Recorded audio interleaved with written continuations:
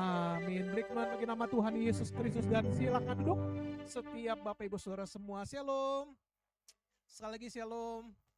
Puji Tuhan, senang dapat kembali berjumpa dengan setiap Bapak Ibu Saudara semua. Sudah berapa lama ya saya tidak ke tempat ini? Karena bulan Juni kemarin saya tidak mengisi, sekalipun saya ke Jakarta tapi tidak sempat mengisi di tempat ini. Terakhir bulan apa ya? Bulan Maret kalau tidak salah. Saya melayani saudara di tempat ini. Nah, saya percaya setiap kita hari ini sudah siap diberkati Tuhan, amin. Oleh sebab itu mari kita bersama-sama buka Alkitab kita. Saya akan ajak setiap kita untuk buka Alkitab kita. Saudara bisa buka Alkitab atau saudara bisa buka Alkitab, yaitu Alkitab di dalam tab atau Alkitab di dalam handphone saudara. Yang terdapat dalam Matius pasalnya yang kelima. Saya akan ajak setiap kita untuk coba merenungkan kembali apa yang firman Tuhan sampaikan kepada kita dalam Matius pada pasalnya yang kelima ayatnya yang ke-13. Matius pasal yang kelima ayat ke-13, kalau saudara sudah dapat, mari sama-sama berkata amin. Oke, mari kita baca bersama satu ayat firman Tuhan dalam Matius 5 ayatnya yang ke-13. 2, 3, iya. Kamu adalah garam dunia, jika garam itu menjadi tawar, dengan apakah ia diasinkan?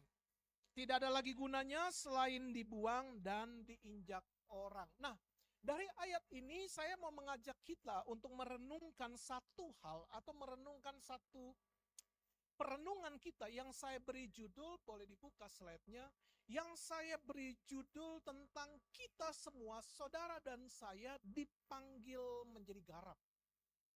Itu yang menjadi sebuah judulnya di hari ini. Nah, kalau Bapak Ibu ada dalam gereja ini dan mengikuti apa yang kita khotbahkan kepada saudara-saudara, Bapak Ibu pasti akan melihat sejak bulan Juli, bulan yang lalu, di mana gereja mau mengajarkan baik yang di Manado maupun yang di Jakarta, di mana gereja ingin mengajarkan kepada setiap jemaat Tuhan mengenai apa yang menjadi panggilan Tuhan.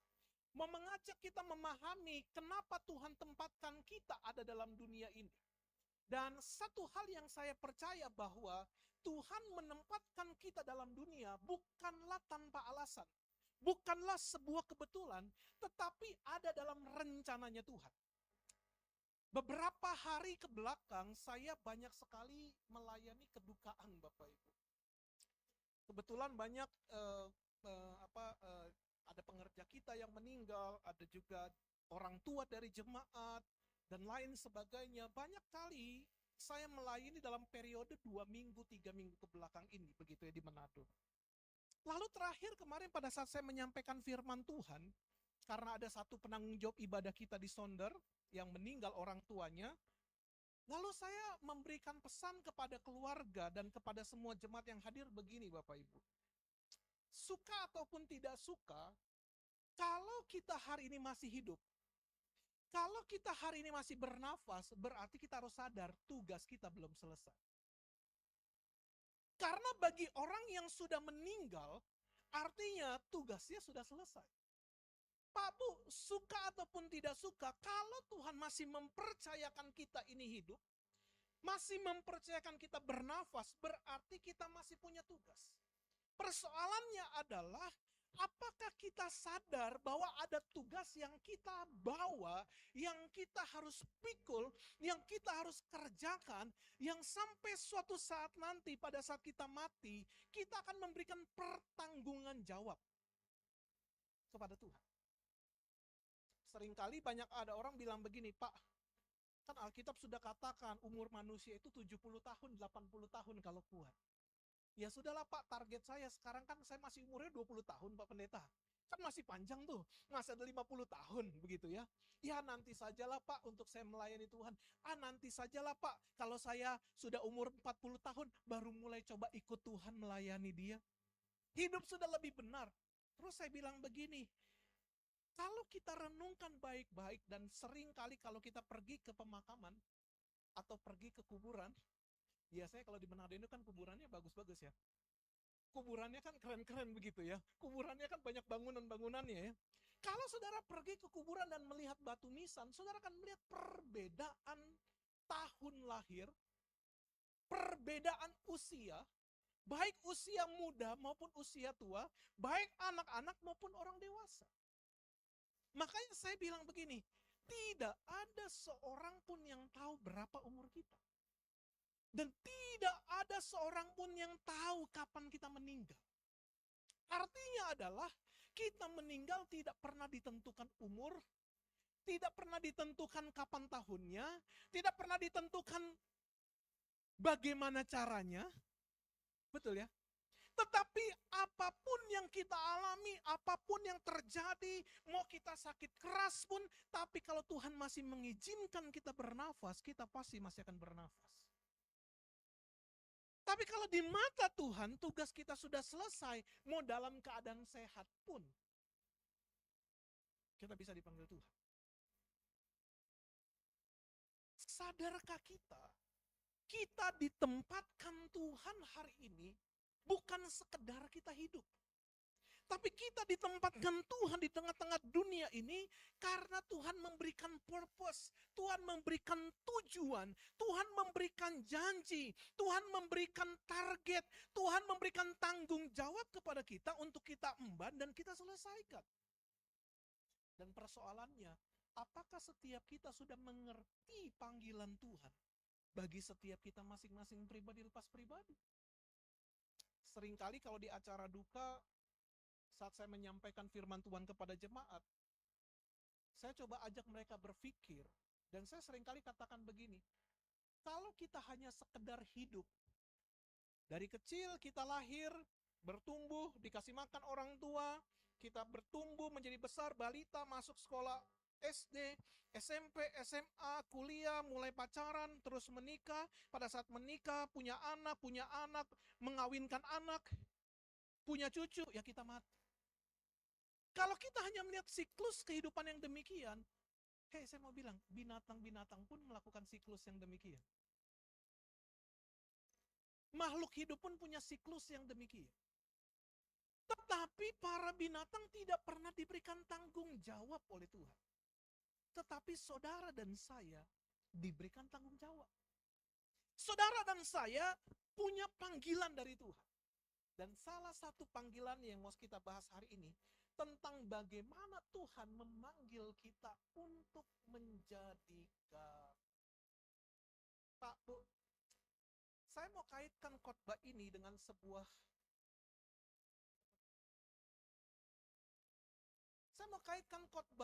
hari ini, bisa next, dengan sebuah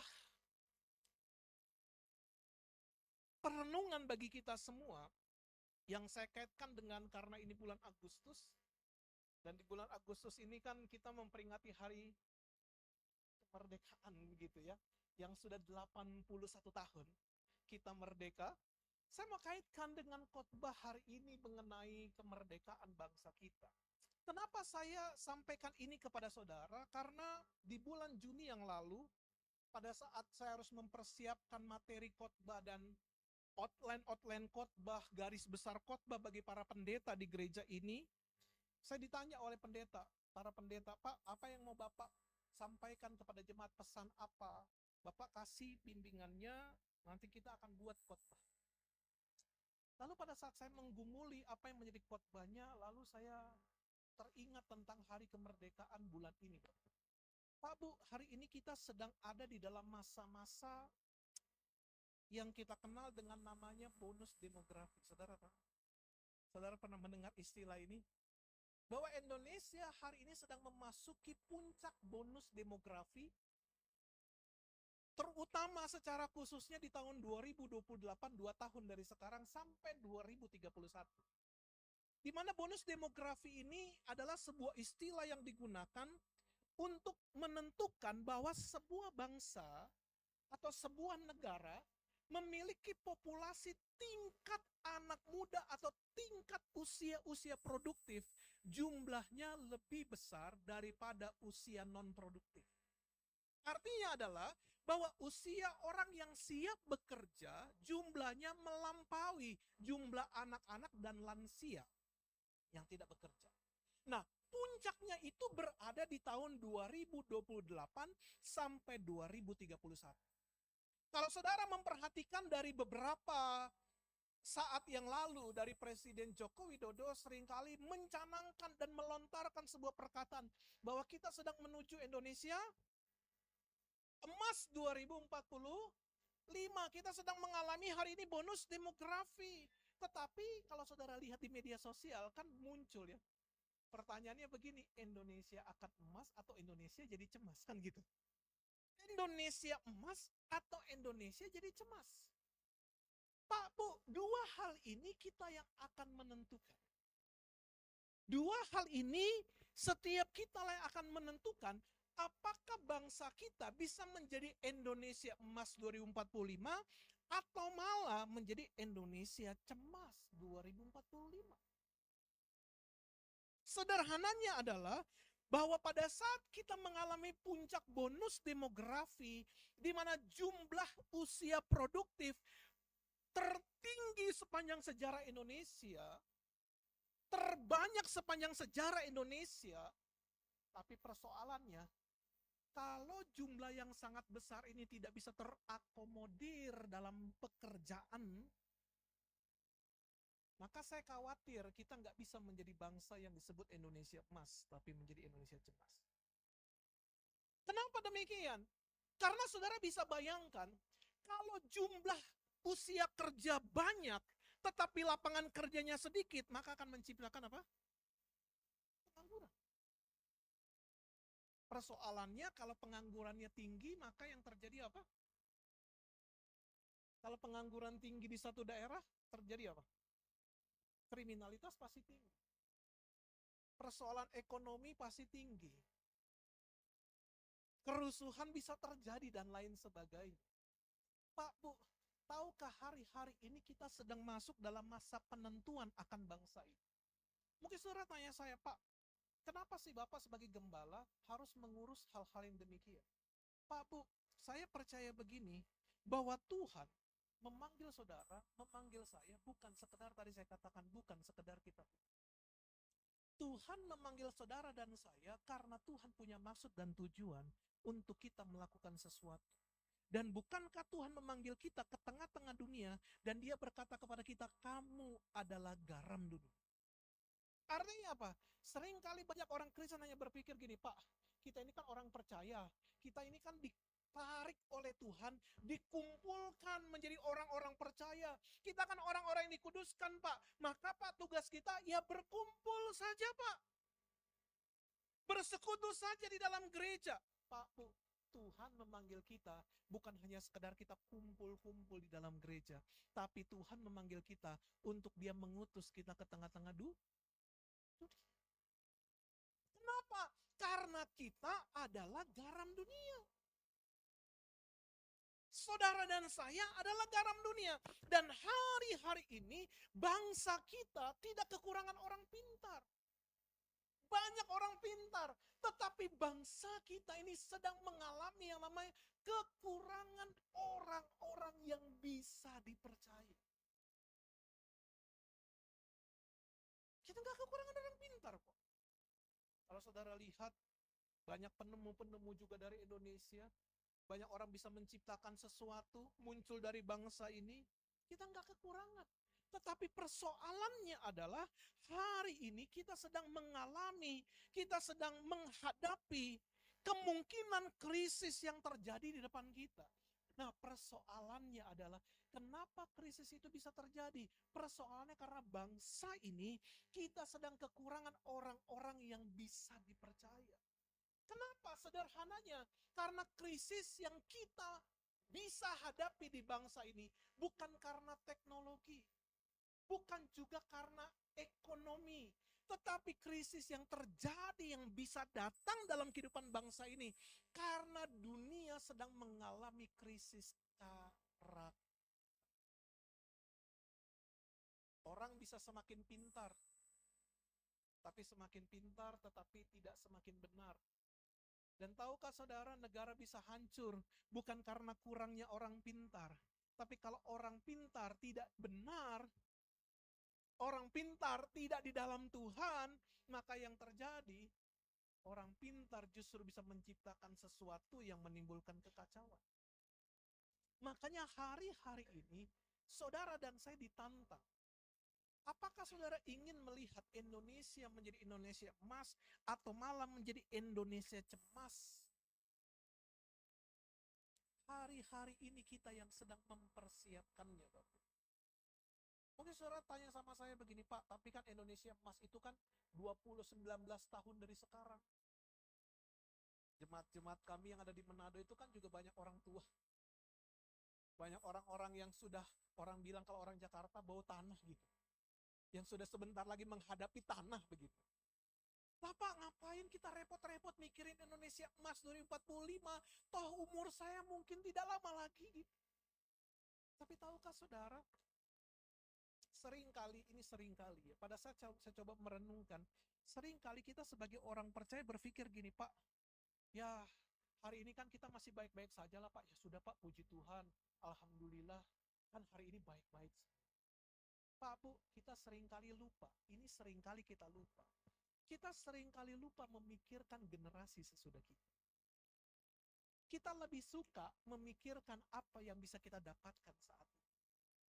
Tahukah saudara, kenapa di bangsa ini seringkali kita melihat tingkat korupsi yang begitu besar, tingkat kekacauan yang begitu besar, bagaimana banyak orang terlihat, apa yang mau saya katakan ya, terlihat rohani di depan, tetapi di belakangnya melakukan tindakan-tindakan yang menghancurkan.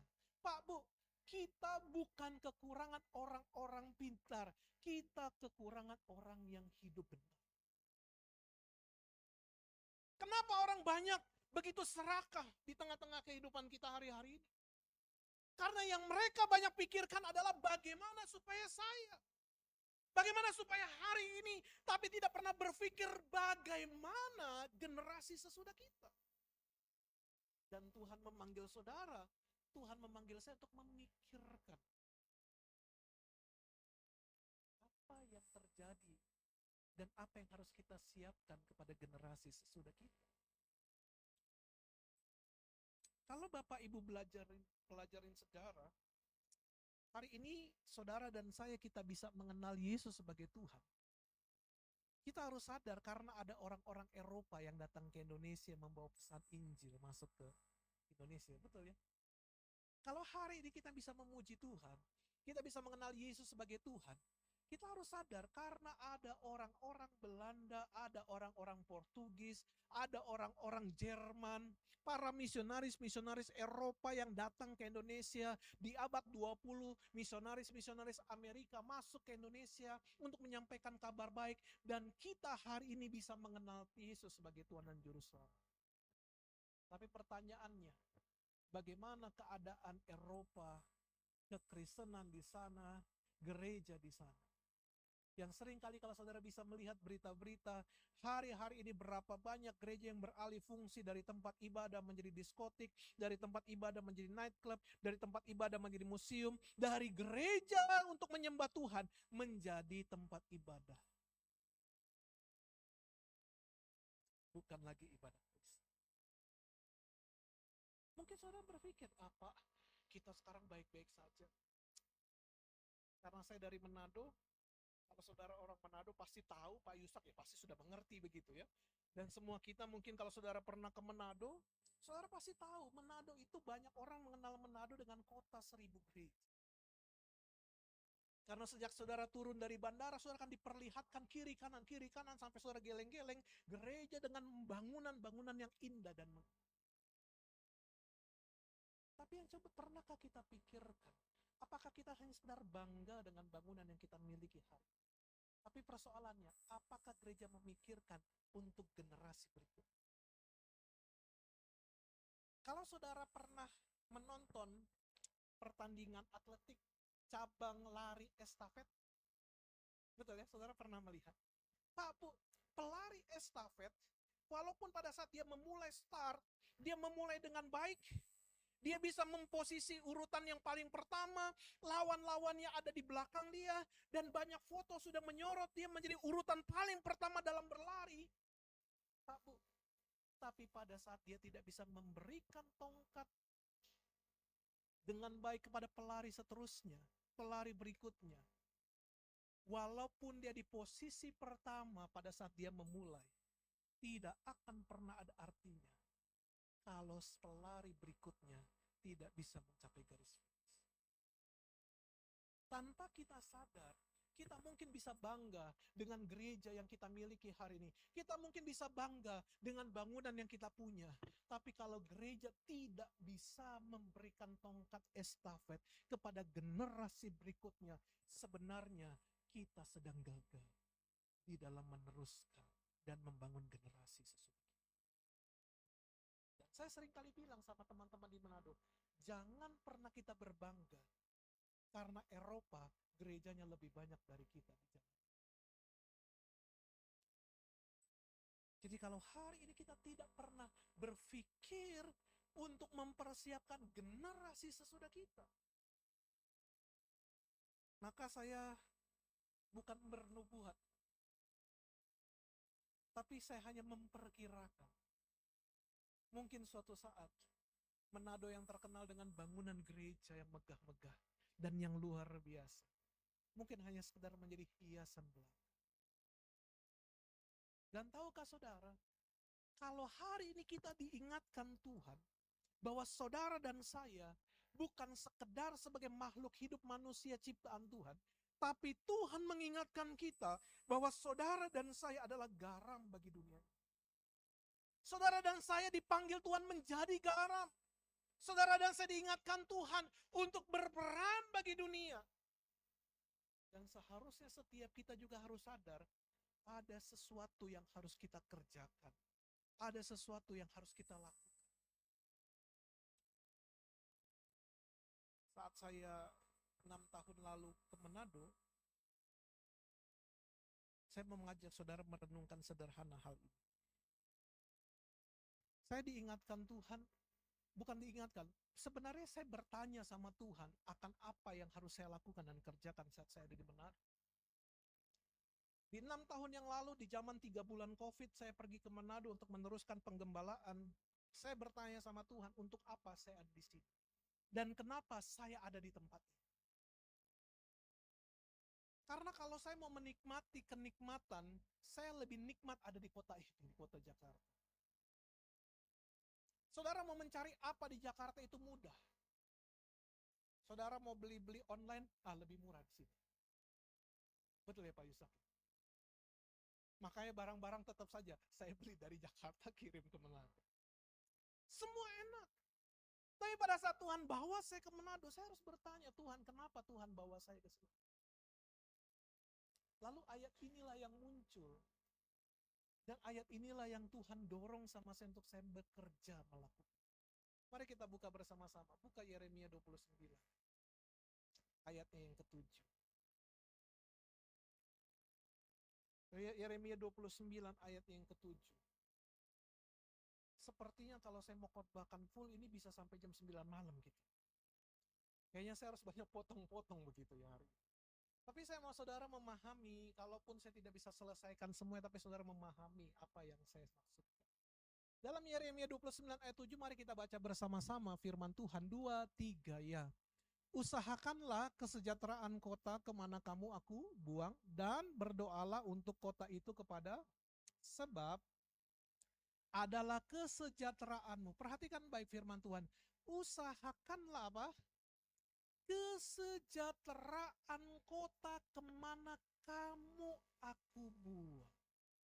Bapak Ibu tahu pada saat muncul ayat ini langsung saya bilang Tuhan saya sedang dibuang. Kenapa? Walaupun saya menyandang marga Farm Manado, tapi saya nggak lahir di Manado. Saya nggak ngerti budaya Manado. Saya nggak bisa bahasanya. Kenal saudara saya nggak tahu. Makanya waktu saya ke Manado, ke kampung, ke Sonder, oh ini sih. Saya juga bingung dijelasin bagaimanapun saya tetap gak ngerti. Tidak melakukan. Matius pasal 14.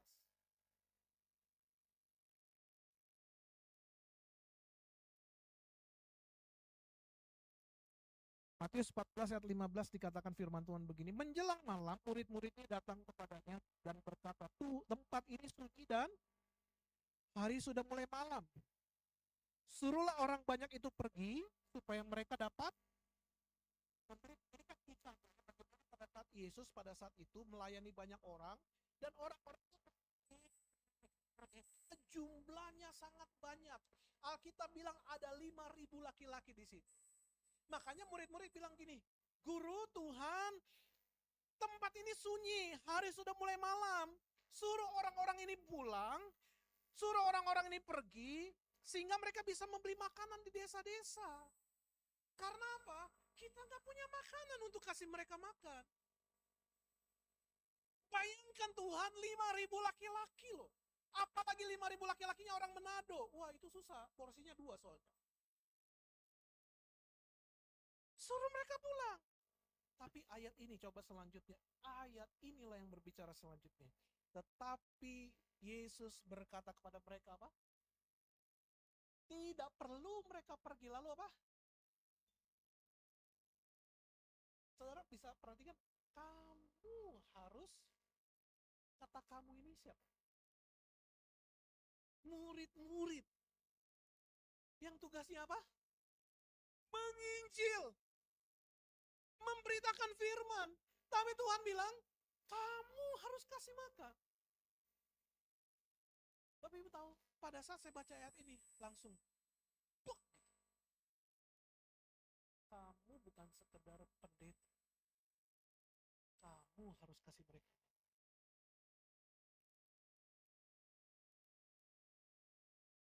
Saya harus menggumuli Tuhan. Saya harus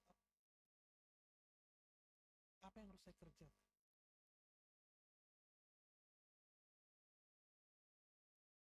Sedangkan keadaan gereja pada saat itu tidak stabil.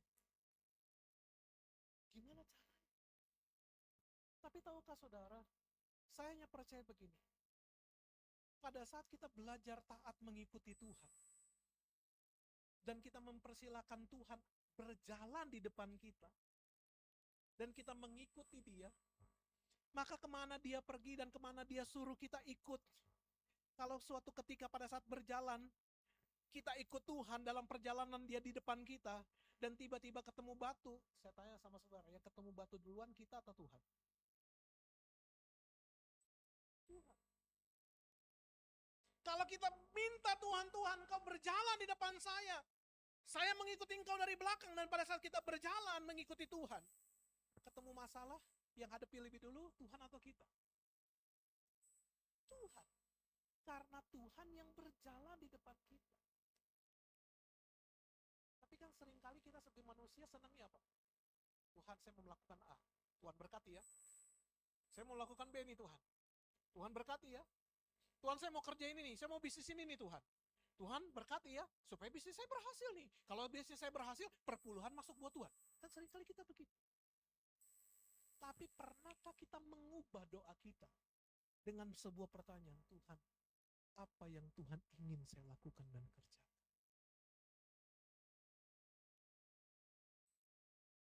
Karena seringkali pada saat kita berkata, saya ingin melakukan sesuatu, saya ingin mengerjakan sesuatu,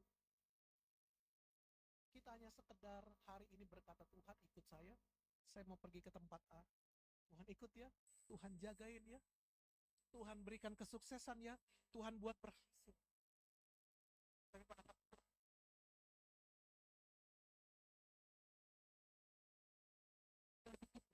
pada saat kita berkata, Tuhan, biar Engkau memimpin perjalanan, Engkau yang berjalan di depan. Sehingga pada saat kita mengikuti Tuhan, Dia ada di depan kita, kita ikuti kemana Dia pergi.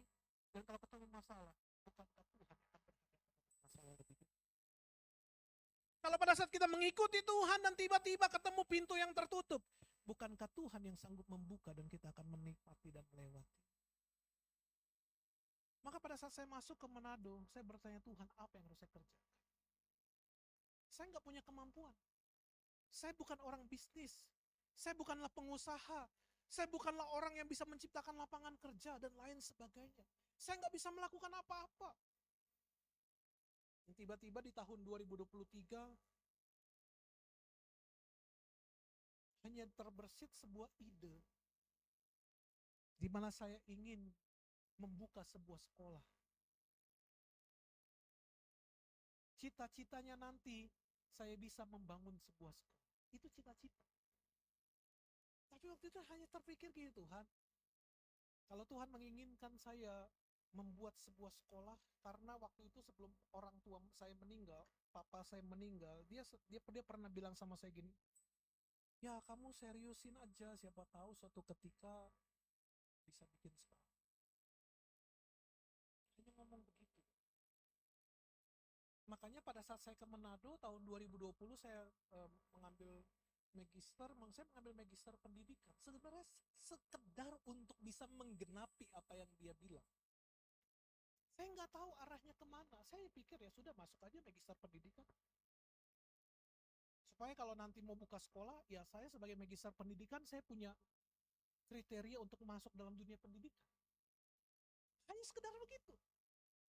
Tapi tiba-tiba saya berpikir bagaimana cara buat sekolah? Harus punya yayasan. Makanya 2023 saya bukalah yayasan.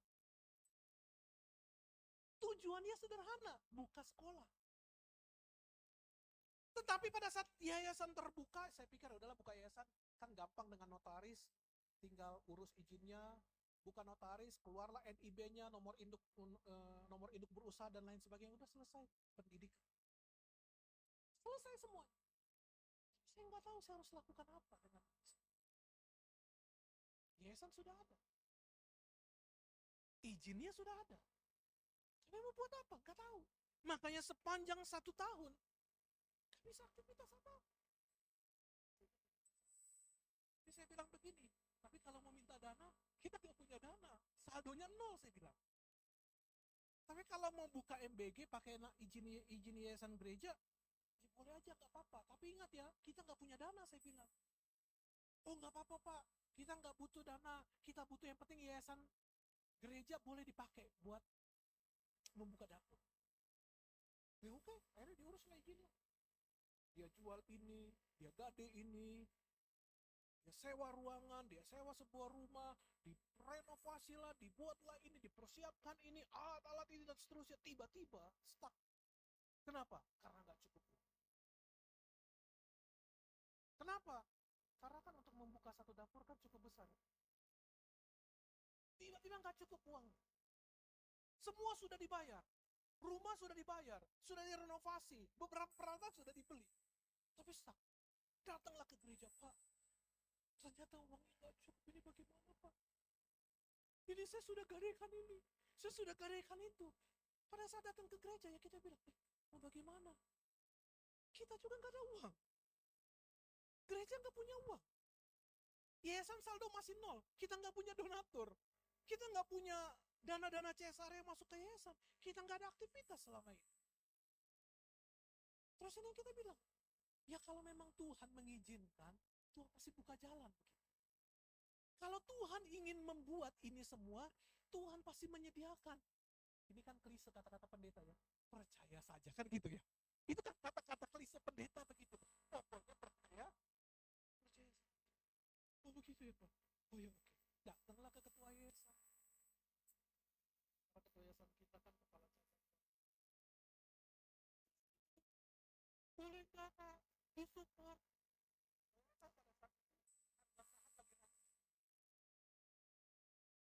Dan kebetulan ketua yayasan kita itu orang yang aktif di dalam investasi saham. Dia katakan, bagaimana saya bisa kasih? Karena banyak merahnya. Banyak rapot merah pada saat itu. Bisa dicairkan semuanya.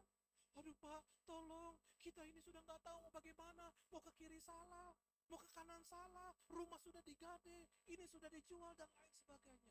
Pernyataan kembali terus. Pokoknya percaya sama. Karena kita kenal. Secara tiba-tiba pada akhirnya ada sebuah kesempatan investor yang pada akhirnya membuat singkat cerita yayasan ini bisa, dapur ini bisa berfungsi. Tapi saya ingatkan kepada mereka, saya buka yayasan punya maksud dan tujuan dan saya percaya itu Bapak. Dan saya bilang sama mereka, saya mau Kalau memang yayasan menaungi dapur, saya minta jemaat-jemaat yang tidak bekerja, pengerja-pengerja yang tidak punya penghasilan, boleh nggak?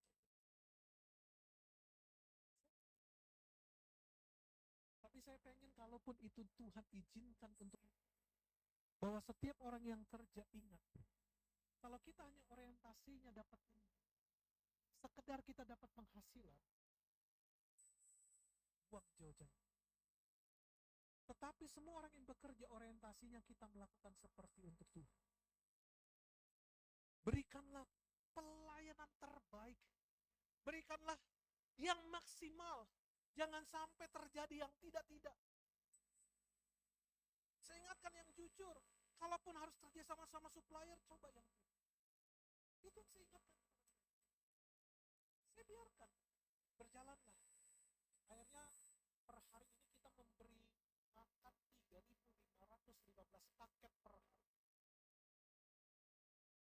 Dapur 3.036 paket untuk pelajar SD, SMP, SMA, dan 479 paket untuk 3B, ibu menyusui, ibu hamil, balita per hari. Dan sampai anggota DPRD Bitung itu memuji-muji karena porsinya banyak, makanannya oke. Saya sampai bingung, ini makan, sampai anak saya kasih videonya. Wah, enak tuh papi, sekolahku nggak begitu gitu. Dikasih jeruknya, jeruk wokam begitu-gitu kan, yang biasanya hanya jeruk apa, jeruk Medan begitu. Saya bilang, kok bisa begitu? Pada saat kita panggil mereka kasih laporan ini seperti apa semua pelayanannya, oh Pak, kita dipuji kok, kota DPRD sampai puji. Makanya pada saat kemarin di awal tahun pelajaran, di mana semua dapur diliburkan karena banyak pemeriksaan kan kemarin, kita masih diizinkan beroperasi. Kenapa?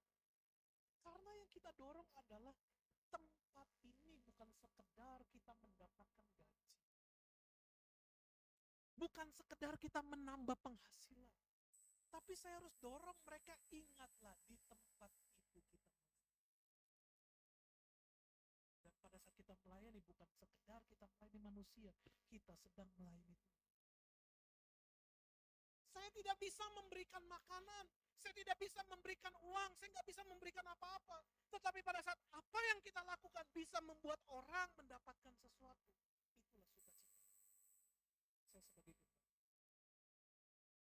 saya bukan pengusaha yang bisa membuka lapangan kerja, tapi menjadi garam itu berbicara bagaimana kita tidak hanya berdiam diri di sebuah wadah yang namanya toples, tapi garam itu berfungsi pada saat garam itu dikeluarkan dan masuk ke dalam kehidupan kita. Tidak pernah bisa menjadi berarti kalau kita hanya menutup diri ada dalam gereja. Tapi Tuhan memanggil kita dan mengutus kita ke tengah-tengah dunia. Maka pada saat saya melihat semua perjalanannya, saya katakan kepada yayasan, saya pengen dong melakukan banyak hal dan lebih. Saya pengen kerjakan ini, kerjakan itu, kerjakan ini, kerjakan itu. Makanya akhirnya kita lakukan apa? Tahun ini, tahun ajaran ini, saya bilang sama jemaat-jemaat, Bapak Ibu, anak-anak semua yang dari SD sampai SMA yang ranking 1, saya kasih dana pendidikan. Apakah saya punya uang? Saya nggak punya uang.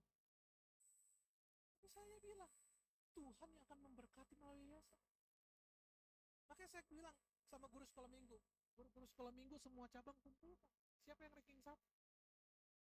Semua datanya, catat namanya semua. Tom ranking berapa? Hah? Ranking 1. Nanti dikasih dana pendidikan. Semua dari tingkat SD, SMP, SMA, semua yang ranking 1 kita akan kasih.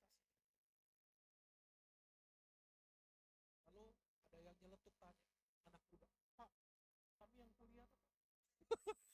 Kok hanya yang sekolah Pak? Yang kuliah gimana? Waduh, ngukurnya saya bingung kan. Kalau mau saya bilang nilainya IPK 4, waduh kan susah juga itu. Ya Pak, kami yang kuliah bagaimana? Saya juga bingung, gimana cara yang kuliah ya? Terus saya bilang sama anak-anak muda, ya sudah yang kuliah beginilah. Gimana saya cara ngukurnya ya? Terus saya bilang, oke lah, IP saya 3,82, ya sudah di atas 3,82 lah saya bilang. Kalau kamu di atas 3,82, nanti kita kasih lah support dana pendidikan. Oh Pak, saya 4. 4 langsung dia bilang saya 4 begitu kan. Ya sudah, nanti tulis data. Kita kasih dari mana? Pak, Bu, pada saat saya hanya berpikir tentang, saya berpikir begini, bukankah tugas pendeta itu berurusan dengan harapan? Tapi kalau ayat yang tadi kita baca, siapa yang suruh kasih makan?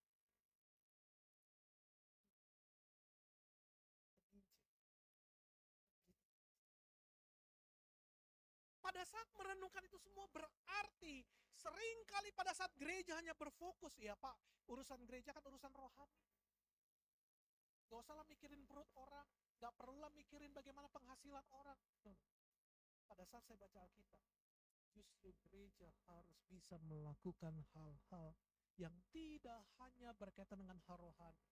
Karena seringkali permasalahan yang kita hadapi di tengah-tengah dunia untuk bisa mengusahakan kesejahteraan kota, bukan hanya sekedar berkata percaya Yesus ya, percaya Yesus ya, tapi apa yang bisa kita lakukan bagi orang. Maka ini kita lakukan. Kita kasih bantuan sosial. Ada orang, Pak, kita punya talenta bisa buat ini, Pak, kita punya talenta ternak babi tapi nggak punya modal, bagaimana? Ya sudah, hitung modalnya berapa anak babi yang dibutuhkan, ya 3 lah Pak. Berapa pakannya 2 minggu? Oh sekian, ya sudah, ini yang kita butuhkan, kita belikan. Gunanya untuk apa sih? Karena kita melihat adanya kebutuhan yang orang-orang hadapi. Seringkali pada saat mereka ke gereja, pada saat mereka konseling, dan pada saat mereka cerita, seringkali kan kita hanya berfokus, udahlah percaya saja ya, Tuhan pasti cukupkan. Padahal Yesus seringkali pada saat orang melihat kebutuhan orang, tidak hanya sekedar percaya, tapi Yesus menyediakan. Dan bukankah itu juga yang Tuhan ingin kita lakukan? Kita lakukan kasih pemeriksaan kesehatan. Makanya pada saat tadi siang saya khotbah di satu tempat yang banyak dokternya, saya bilang gini, siapa tahu nih para dokter mau pergi ke Manado terlibat dalam pemeriksaan kesehatan. Saya bilang, kita terus mendorong semua bidang. Kami sedang jajaki kerjasama, akan ada 7 pengusaha pasangan suami istri, pengusaha-pengusaha yang berhasil untuk pergi ke Manado dari WPC. Untuk apa? Memperlengkapi lagi.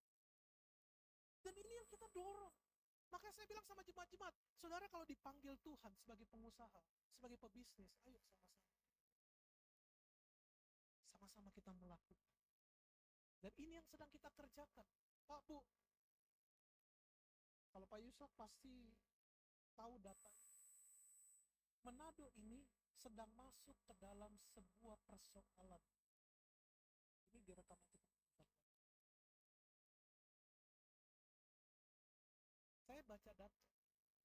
Manado itu masuk 25% pemuda NEET, not employment, not education, not trade. Tidak berpendidikan, tidak bekerja, dan tidak terlatih. Peringkat pertama masuk Sulawesi. Kalau Bapak Ibu tahu Manado dalam tingkat kriminalitas yang cukup tinggi, dan ditambah data ini, saya berpikir bukan pemerintah yang bisa buat kebijakan. Saya bukan pemimpin daerah yang bisa membuat sebuah perubahan.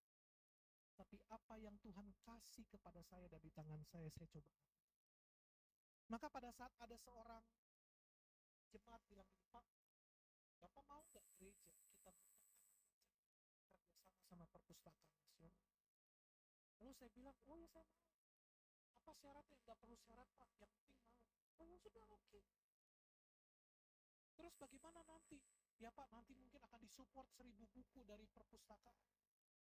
Oke, daftarkan saja. Nah, kalau Bapak Ibu masuk ke website perpusnas.go.id, saudara akan menemukan, cari saja direktori data perpustakaan di Indonesia, saudara cari JKI History. Dan pada saat kita memilih menanamkan nilai-nilai sejak sedini mungkin kepada anak kita, nilai-nilai kebenaran, Supaya suatu saat kalau mereka Tuhan panggil sebagai pebisnis, mereka membangun bisnis dengan kejujuran. Bukan dengan tipu sana, bukan dengan tipu sini, bukan dengan mencurangi, bukan dengan mengurangi dan lain sebagainya. Makanya saya panggil setiap anak-anak muda. Pada saat saya ada di Manado, kamu mau jadi apa? Apa cita-cita? Dari semua yang saya lakukan, yang kita kerjakan bersama-sama, hanya satu kekurangan yang saya harus mau lakukan. Dan dukung dan doakan. Karena saya sedang cari anak muda. Saya membuka lembaga bantuan hukum. Dan saya tantang sama anak muda. Kalau kamu Tuhan panggil dan Tuhan taruh dalam hatimu menjadi pengacara, mari kita bicara.